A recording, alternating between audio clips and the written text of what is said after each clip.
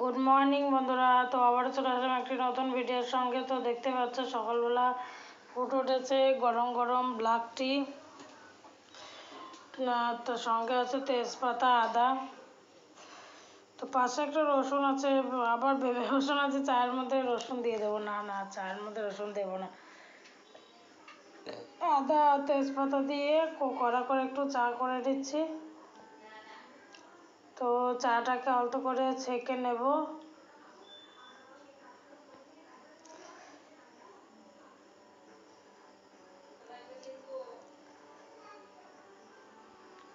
তো এর সঙ্গে সকালের টিফিনটাও বানিয়ে নেবো। আজকে সকালে ভাত করবো না, তো বানিয়ে নিলাম একটুখানি পাস্তা।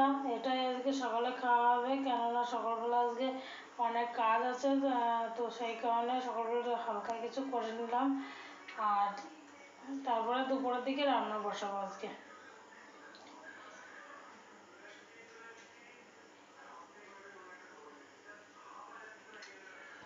তো এরপরে আমি বসে গেছি, সকালে কিছু আম ছাড়িয়ে নেব, যেই কারণে আজকে সকালে রান্না করিনি, কারণ সকালবেলায় হালকা রোদ উঠেছে।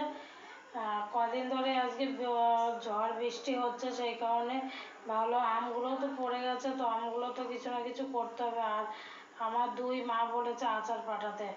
তো দুই মা বলতে তোমরা অবশ্যই বলবে দুই মা কে কে, মানে আমার মা বলেছে আচার পাঠাতে। অ্যাকচুয়ালি আমাদের গাছে না এবার আম হয়নি।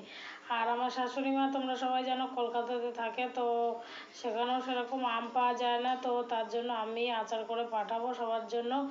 আমাকে আমার ঘাড়ে দায়িত্ব পড়েছে আচার করার এবার।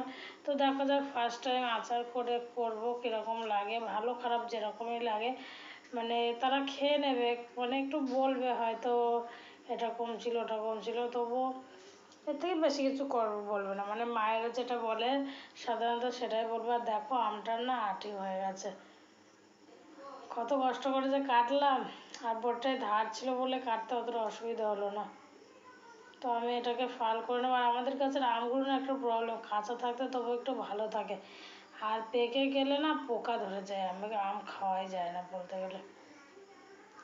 তো আমি একটা আমের মানে একটা আমের 8 ফালি করে নিচ্ছি, করে নিয়ে এটাকে নুন হলুদ মাখিয়ে একটা রোদে দিয়ে শুকিয়ে তারপরে দিন করব। তো আমি আমগুলোকে 8 ফালি করে নিচ্ছি, এবার দিয়ে আমার অনেকটাই কাটা হয়ে গেছে, কেটে ভালো করে ধুয়ে নেবো। দেখো ভিতরে এই যে আটির গায়ে কালো কালো দেখতে পাচ্ছ, মানে কেবল পোকা শুরু করেছিল, পাকতে পাকতে মানে পুরোটা মানে ভিতর থেকে একদম বাইরে চলে যাবে। তো দেখতে পাচ্ছ আমি ধুয়ে এনেছি, আমার হাত একদম ভেজা, ধুয়ে নিয়ে চলে এসেছি। এবার এর উপর দিয়ে দেবো একটু লবণ, আর সামান্য পরিমাণ দিয়ে দেবো হলুদ। তো আম যেহেতু বেশি, তো 2 চামচ লবণ দিয়ে দিলাম, এবার 1 চামচ দিয়ে দেবো হলুদ। এবার এটাকে মিক্স করে আমি ছাদে দিয়ে আসবো, যেহেতু বেলা হলে দিলে কী হয় ছাদের রোদটা চলে যাবে, সেই কারণে একটু সকাল সকাল দিয়ে দিলাম। আর আবহাওয়া ওয়েদার ভালো থাকলে না যে কোনো টাইমে দিলেও কোনো অসুবিধা নেই। এবার এই কদিন ধরে আবহাওয়া খুবই খারাপ, ঝড় বৃষ্টি হচ্ছে প্রবল হারে। তো চলো চলে এসেছি ছাদে, এই যে চটের ওপর দিয়ে দেবো, চটটা পেতে নিয়েছি, এই চটের ওপর এবার মিক্স করে আমি ঢেলে দেবো। তো আমি কিভাবে আচার করি সেটাও তোমাদের সঙ্গে শেয়ার করব। আজকে রোদটা খাইয়ে আমি এটাকে কালকে করে নেব। তো দেখো আমগুলো আমি একদম পরিষ্কার করে ধুয়ে নিয়েছি।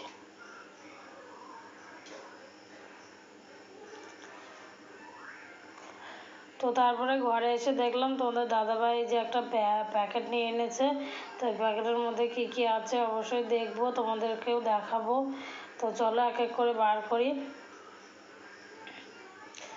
তো এই যে আছে দুটো নাইটি, এই মানে আমার নাইটগুলো একটু কেমন জানি হয়ে গেছে, দেখো রং টংগুলো উঠে গেছে। আর একটা নতুন নাইটি কী হয়েছে একদম ফেসে গেছে পায়ের কাছ থেকে। তো এই যে একটা নাইটি, একটা কালার, নাইটিগুলো দেখো কীরকম বড় বড়। তো আর নাইটিগুলো খুব মোটা, গরমে পরবো আর এত মোটা এনেছে, আমি সেটাই মনে করছি। খালি তো কোন নাইটি কোন কালারটা ভালো লাগছে অবশ্যই জানিও কমেন্ট করে, তোমাদের কমেন্টের অপেক্ষায় রইলাম। এই যে আরেকটা আছে মেরুন কালারের,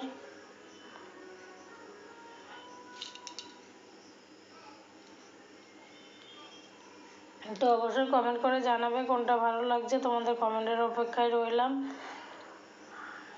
আর চলো আরেকটা কি এনেছে দেখিয়ে দিই। তো আরেকটা এনেছে এই যে ঠাকুমার জন্য কয়েকদিন ধরে শাড়ি আনতে বলছি। চলে ঠাকুমার শাড়িটা না ফেঁসে গেছে। তো ফেঁসে গেছে না, অ্যাকচুয়ালি ঘুমের ঘরে উনি আবার দা নিয়ে শোয় তো শীতে, তো দায়ে নাকি বেঁধে গিয়ে কেটে গেছে। তো যাই হোক ছিঁড়ে গেছে। তো এই যে ঠাকুমার জন্য এই শাড়িটা এনেছে, পরলে কীরকম লাগে অবশ্যই তোমাদের দেখাবো যেদিন পরবে।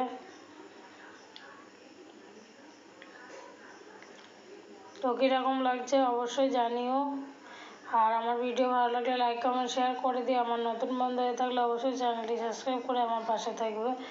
আর তোমরা কে কোথা থেকে আমার ভিডিও দেখছো অবশ্যই কমেন্ট করে জানাবে।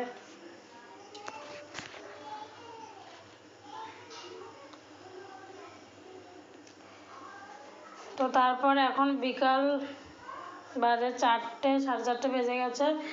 তো সোনুর সাথে একটু খেলা করে নিচ্ছে। অ্যাকচুয়ালি ও না খুব একটা পাড়ায়ও যায় না, আর আমাদের আশেপাশে সেরকম বাড়িও নেই যে ও খেলা করতে যাবে। তো আমি একটু সোনুর সাথে খেলা করছি। অ্যাকচুয়ালি বাচ্চাদের সঙ্গে খেলা না করলেও হয় না, রাত দিন ঘরে বসিয়ে রাখলে তো হয় না। তো আর আমরা গ্রাম অঞ্চলে বাস করি, যেহেতু বাচ্চারা একটু খেলা করবে না সেটা তো হয় না। তো দেখো আমি একটু সোনুর সাথে খেলা করে নিচ্ছি, আর নিজেরও মন মেজাজগুলো ভালো থাকে আর বাচ্চারও বায়নাও মেটানো হয়। আমারও বেশ ভালো লাগছে সোনুর সঙ্গে খেলা করতে পেরে। তো সোনুর ব্যাটগুলো না সব ভেঙে গেছে। কদিন ধরে ভাবছি একটা ব্যাটওয়ালা বাড়িতে মানে পাড়ায় পাড়ায় আসে, বাট আমাদের এই সাইডে না আসতে চায় না খুব একটা। যদি আসে তাহলে আবার একটা নতুন ব্যাট কিনে দিতে হবে। দেখো ব্যাটটা কীভাবে ভেঙে গেছে। তো চলো এই যে সোনু চলে যাচ্ছে ছাদে, ওকে খালি একবার বলেছি চলো আমগুলো তুলে নিয়ে আসি। তো এই যে ও উঠে পড়েছে ছাদে, আমি যাচ্ছি ওর পিছন পিছন। দেখো একবার মানে ওর ছাদে ওঠার কথা শুনলে হয়, একবারে নিজে একাই 100। তো আমি জিজ্ঞাসা করছি কী করতে উঠছো, বলছে আম কোড়াতে। মানে মনে হচ্ছে আম গাছে আম গাছের তলায় যাচ্ছে আম কোড়াতে।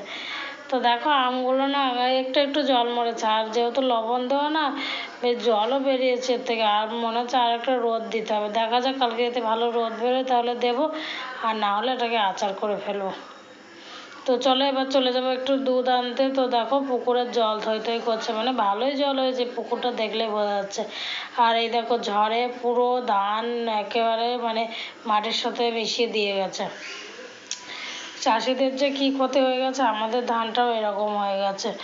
তো দেখো একদম মাটির সাথে মিশে গেছে। তো কাটতে গেলে মানে তাদেরও সময় লাগবে আর কষ্ট হবে কাটতে।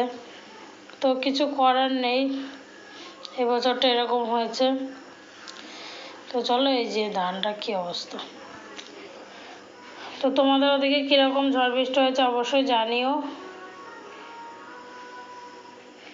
আর এই যে এই ধানগুলো না এখনো কাটার মতো হয়নি, দেখেছো এখনো সবুজ রয়েছে। এই এরম ধান কাটলে সেই ধান কাঁচা থাকবে, শুকাতে হবে পরবর্তীতে, সে কারণে আর কাটেনি সেই ভেবে। তো দেখো কী অবস্থা। এদিকে আবার যাচ্ছে ওই যে প্লেন দেখা যাচ্ছে, দেখতে পাচ্ছ। চলো আজ এই পর্যন্ত, দেখাবো নেক্সট ভিডিওতে, বাই।